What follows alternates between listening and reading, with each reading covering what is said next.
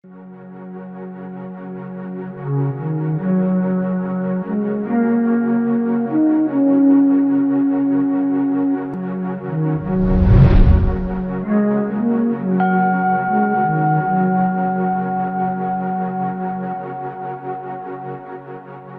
morning. Welcome to session 2 of Unit 4 in learning the course Computer Organization and Architecture.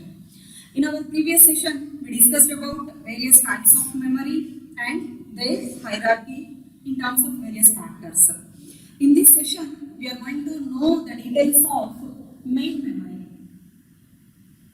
The main objectives of this session are to know the organization of main memory, to understand the address mapping in main memory.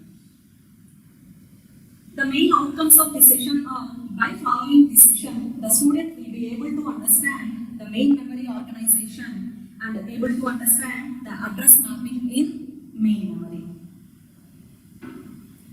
So first of all, before going to know how main memory address mapping is done, so how main memory is constituted, we need to know what is main memory. The main memory acts as the central storage unit in a computer system. So it is the central storage unit which stores programs and data in our central system. It is a relatively large and fast memory which is used to store programs and data during the runtime operations. So while the CPU is running, it has to access the programs and data. The accessing of those can be done from main memory only. So it is a large and fast memory which provides accessing of programs and data to processor. The primary technology used for the main memory is based on semiconductor integrated circuits. So here the main technology involved, technology used in designing the main memory unit is semiconductor memory devices and semiconductor integrated circuits. The integrated circuits of the main memory are classified into two major units.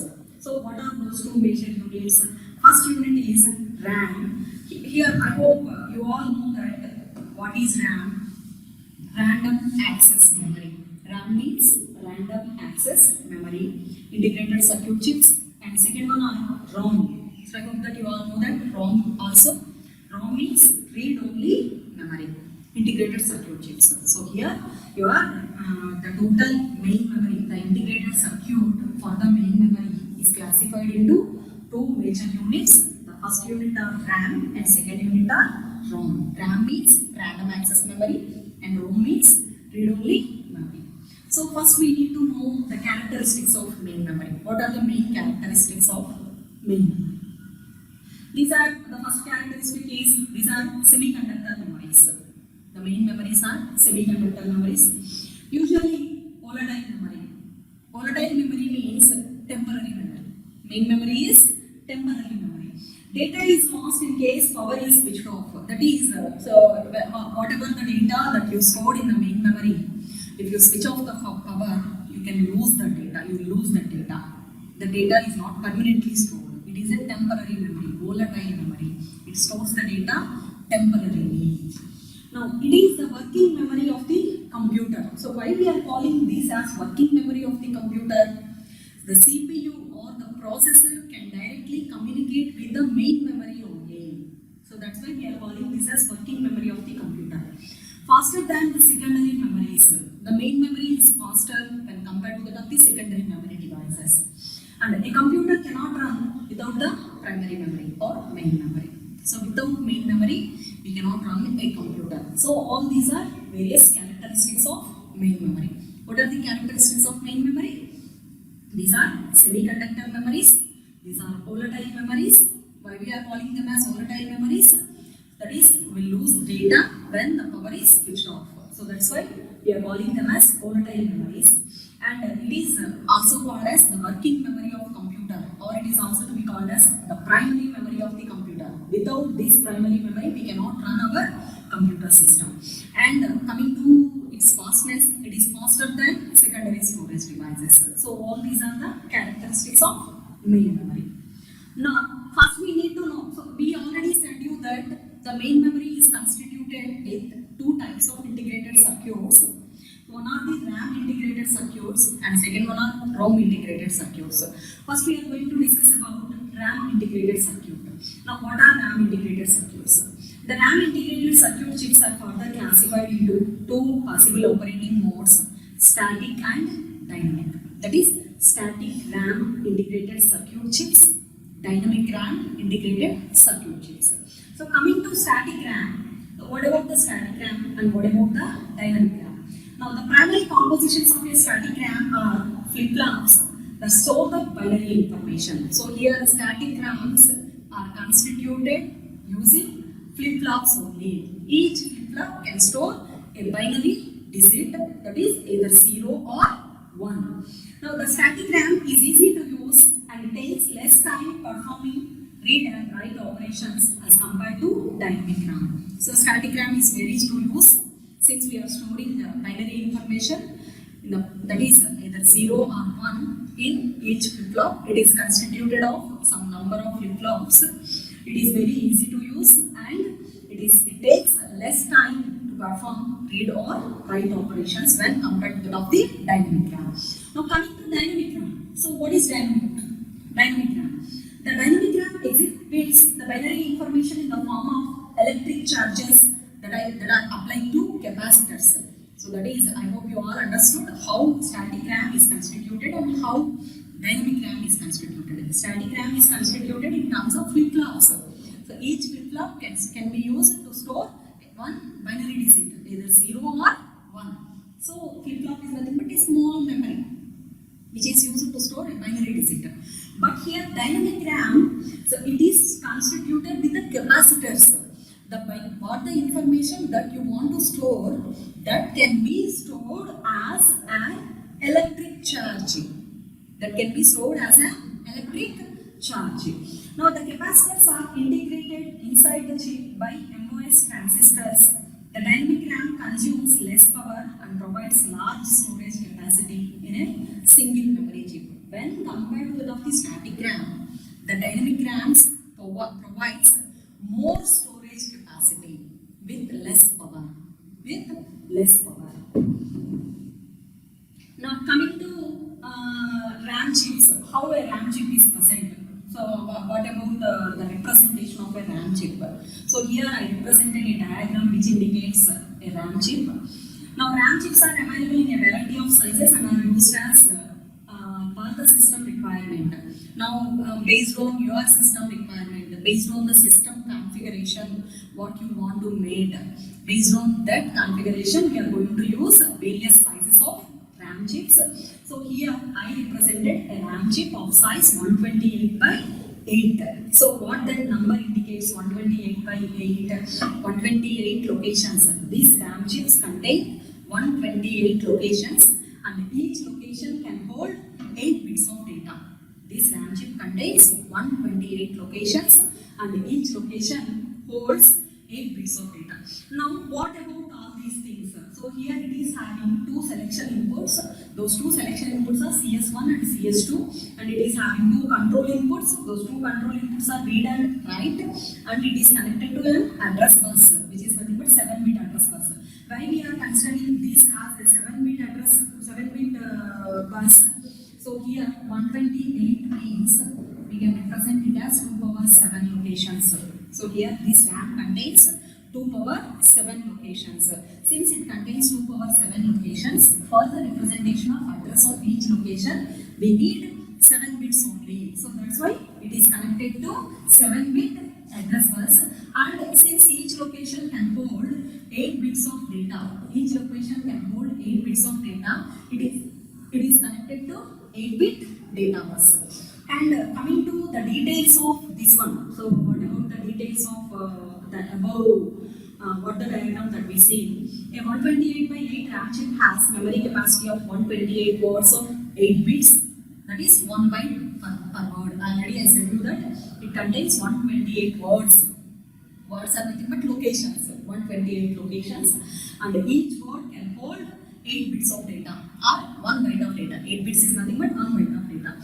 This requires a 7-bit address and an 8-bit bidirectional data bus. 7-bit address bus, since it contains 128 locations that are nothing but 2 power 7 locations. For the representation of address of each location, it needs 7-bit. So that's why it needs a 7-bit address and 8-bit data bus. The 8-bit bidirectional data bus allows to transfer of data either from memory to CPU during a read operation or from CPU to memory during a write operation. So it is having two controls. One is read and other is write. During a read operation, it transfers the data from memory to CPU. During a write operation, it transfers the data from CPU to memory. Right. Now, coming to the address or the functional table, how that memory chip works.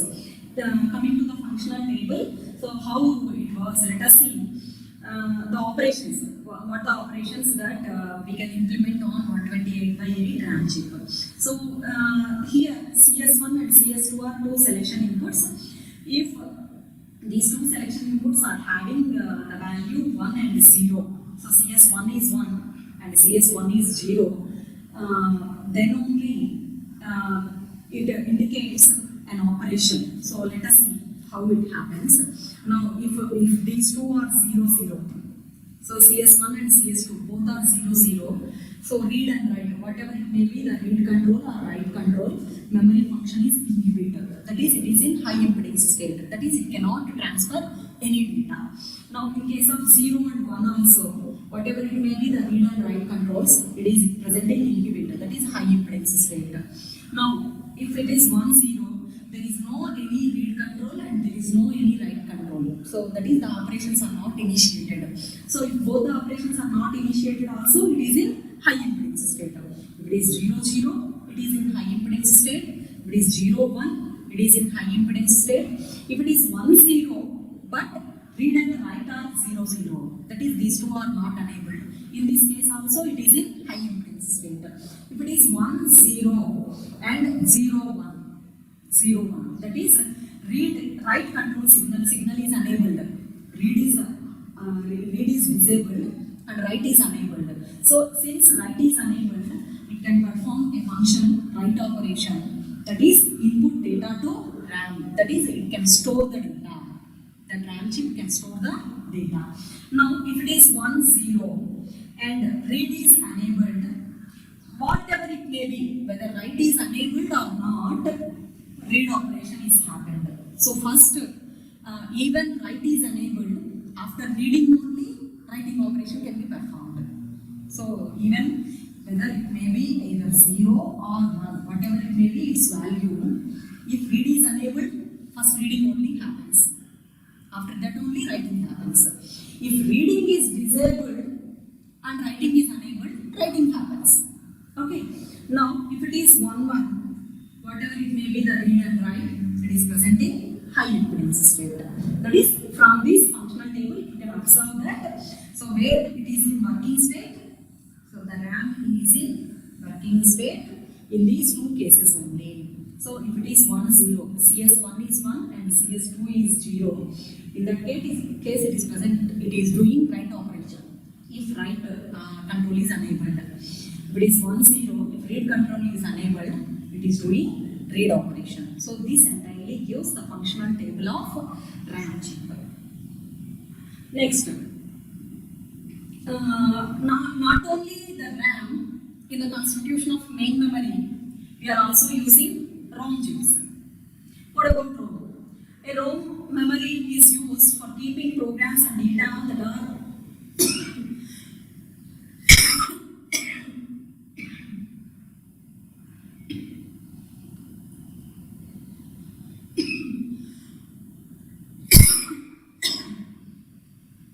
Now, a ROM memory is used for keeping keeping programs and data that are permanently resident in the computer. So we already said you that RAM is a volatile memory.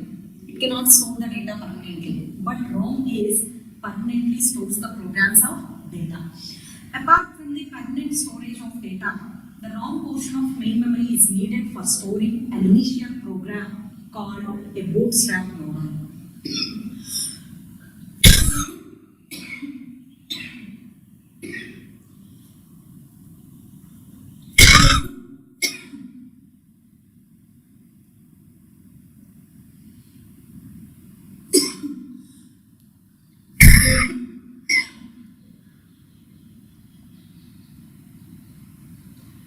Now we are saying that to permanently store the data, we are using ROM portion. But apart from that, it is also used for storing an initial program which is called as Bootstrap Loader. The primary function of the Bootstrap Loader program is to start the computer software operating when power is turned on. So if you turn on the power, the operating system, what you install in your system, that should be worked, that should be operated. Okay, so for making it operated, we are using this Bootstrap Loader. This Bootstrap Loader is permanently stored in ROM portion of the memory, main memory. Now we see earlier we see the RAM chip. Now we are going to see the ROM chip. So here this gives the typical ROM chip. Let us see the size of this ROM is 512 by 8. What that indicates? It is having 512 locations and each location can hold 8 bits of data. It is having 512 locations and each location can hold 8 bits of data. And coming to this is having two selection inputs. Those two selection inputs are CS1 and CS2 bar. The selection inputs are CS1 and CS2 bar, and it is connected to a bidirectional data bus. Now here the data lines size is 8-bit data bus. It contains, since each location can hold 8 bits of data, 8-bit data bus is present, and since it contains 512 locations, that is nothing but 2 power 9 locations, it is connected to an 9-bit address bus. Since it needs 9 bits for transferring the address, it is connected to 9-bit address bus. Now coming to the details of this RAM chip, what we represented. The ROM chip has a similar organization as a RAM chip. However, a ROM can only perform read operation. The data bus can only operate in an output mode. So, in case of RAM, we have both read and write. But in case of ROM, it can only perform read operation. Now, the 9-bit address lines in the ROM chip specify any of the 512 bytes stored in it. So, since it contains 512 locations, that is 2 power 9 locations, any location can be represented by using a 9-bit address line. The value for chip select 1 and chip select 2 must be 1 and 0 for the unit to operate. Chip select 1 should be 1 and chip select 2 should be 0 for the unit to operate. Otherwise, the data bus is in high impedance state. In the same way, so here also CS1 should be 1 and the CS2 bar should be 0 to work. Okay, in other cases, if it is 0, 0 or 0, 1 or 1, 1, the ROM chip is also in high impedance state. Okay, right. Now, what is this one? This diagram indicates how the main memory is connected to CPU. How the main memory is connected to processor. For explaining about that, here we are taking 4 RAM chips. Here this is RAM 1, RAM 1, RAM 2, RAM 3 and RAM 4 and one ROM chip. So here for explaining how a main memory is connected to CPU, we are taking 4 RAM chips, RAM 1, RAM 2, RAM 3, RAM 4 and one ROM chip. Now all the 4 RAMs of size 128 by 8. All the 4 RAMs of size 128 by 8. That is, each RAM contains 128 locations. And coming to ROM, it is of size 512 by 8. That is, ROM contains 512 locations. And for all the RAMs and ROM, the data is 8 bits only. Each location can hold 8 bits of data. So first of all, let us observe how it is connected. Later we will discuss the details. Now first see, this is the data bus. This is the data bus. This data bus is connected to all RAMs and ROM. Now the data bus is a bidirectional data bus for all the RAMs. But for ROM, it can do only read operation. It is only unidirectional data bus. So here, this is the data bus which is connected to all elements. But for RAMs, it is a bidirectional data bus. But for ROM, it is a single directional. It can do only read operation. And coming to address bus. So here, address bus, we are taking the address bus from 1 to 16 bits. 1 to 7, 8, 9, 10 and 11 to 16. Totally 1 to 16 bits that we are taking. That is totally 16 bit address bus that we are taking. Now let us see. 1 to 7. These are connected to address 7. These are connected to address 87 of all RAM bits and also 89 of ROM. And 8th and 9th bits. Let us see 8th and 9th bits. These 8th and 9th bits are connected to 89. So since it means 9 address lines, 1 to 7, 8 and 9, all the address lines are connected to 89. All address lines are connected to 89. Only 1 to 7 address lines are connected to 87. Okay, since it needs only 7 address lines. Now coming to the decoder, here we are using a 2x4 decoder. So as the input we are passing 8th and 9th bits to the decoder.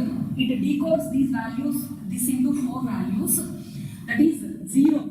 The 0 is connected to CS1 of first RAM 1, CS1 of RAM 1. And 1 is connected to CS1 of RAM 2. 2 is connected to CS1 of RAM 3. 3 is connected to CS1 of RAM 4. Now here we are passing the 8th and 9th bits of address bus to the decoder, 2x4 decoder. It decodes those 4 bits into 4 values. Those 4 values are connected to the CS1 selection input of 4 RAMs. And coming to CS2, the 10th bit what we are taking, this 10th bit is connected to CS2. The 10th bit is connected to CS2 of all RAM, and also the inversion of this 10th bit, the complement of this 10th bit is connected to CS2 bar. And read signal, the read signal is connected to read control of all RAMs as well as the CS1 of ROM. Write control, the write control is connected to all write control signals of all RAMs. So there is no any write control for the ROM. And 16 to 11 to 16 bits, we are not using these bits. Maximum we need only 9 data lines. For ROM we are using, for RAM we are using only 7 data lines. For ROM we are using 9 data lines. For the selection, whether it is RAM or ROM, we are using the 10th bit. So we are not using the 11 to 16 bits. Okay, this is about the connection of all the RAMs and ROM to the CPU through a bus system. Now, we need to explain this system, the functional table, how it works, all these things that we need to explain. Let us see RAM 1. The addresses of RAM 1 are represented in a hexadecimal form. So, in the same way, the addresses for ROM also represented like this. Let us see how it works. Now, when the 10th bit is 0, RAM is working. When the 10th bit is 0, RAM is working. When 10th bit is 1, ROM is working. 10th bit is 1, ROM is working. Right. Now, if 8th and 9th bits are 0, 0, RAM 1 can be used. If 8th and 9th bits are 0, 1, RAM 2 can be working. If 8th and 9th bits are 1, 0, RAM 3 is used. And if 8th and 9th bits are 1, 1, RAM 4 can be used. And these 7 bits are used for the representation of address of RAM 1 locations. So it contains 128 locations.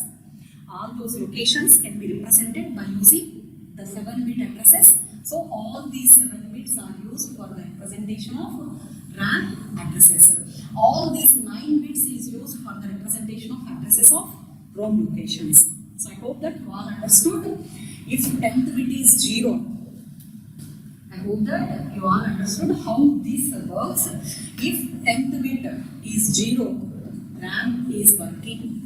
If 10th bit is 1, ROM is working. Now, which part of RAM is working? 10th bit is 0, we are saying that RAM is working. Which part of RAM that we are considering? That can be decided based on 8th and 9th bits. 9th and 8th bits are 0, 0.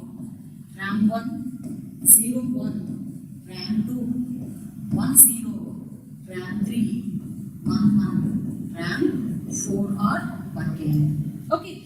Remaining 7 bits, 1 to 7 bits, which are used for the representation of addresses of RAM locations, and 9 bits, that is from 9 to 1, which are used for the representation of addresses of ROM locations.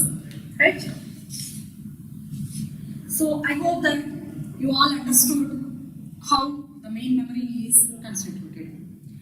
So I'm going to revise the concepts what we explained in this session. In this session, we discussed about what is main memory, what is the purpose of main memory, how the main memory is constituted with the RAM and ROM, what is RAM, so what about the RAM chip, what is ROM, what about ROM chip, how this RAM and ROM, that is main memory, is connected to CPU. So all these things that we explained in this session. So to assess yourself here, I given a question, answer this question. The question is, explain main memory in detail. In preparing this presentation, I used the digital content from various public sources. It is used only for educational purpose and not for the commercial purposes. Thank you for listening to the session. Thank you.